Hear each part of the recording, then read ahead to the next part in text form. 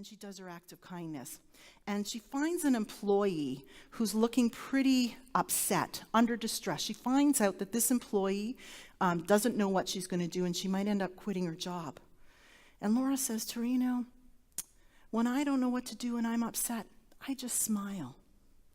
Now, I want you to imagine this for a minute. I want you to imagine you being an employee, being overwhelmed, being upset, wanting to quit your job, and somebody is kind and says something nice to you. And then, a week later, this employee tracks you down and hands you a gift.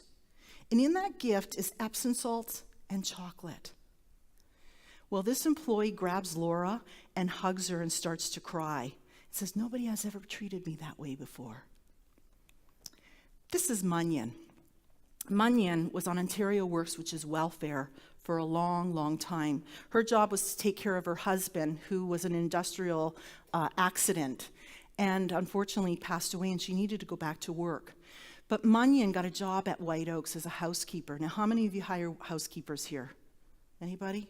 Or maybe you are a housekeeper. It's hard work, and it's hard to recruit, and it's hard to keep really good ones. Well, Munyan, about three months after she started, she was in one of my training, and she came to me after and she said, I love my job. I love it here. She said, Lori, do you know, right after I started the first week, this was the hardest job I've ever done. I mean, it's backbreaking. The hardest job I ever did, and I wanted to quit, but I knew I couldn't. And then this employee, she comes up to me. She was so nice. She said, you know what I do? I just smile. So I went home to my family that night. She says, I am not quitting. I am going to smile and I'm going to stick it out. She said, next week, that employee came. She tracked me down. She gave me a gift bag, and inside it was Epsom salts and chocolate. Now, think about the impact.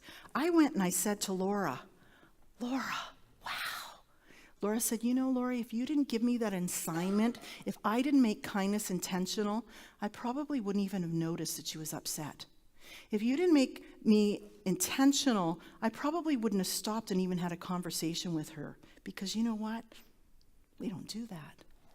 Munyan said, if Laura didn't stop and talk to me that day, I probably wouldn't be working there any longer. Think about the impact. You that run business, culture is extremely important, and there's a direct result with the customer experience. When your team is engaged and they love what they do and they support each other and there's trust, you can build on that, and it makes a strong business.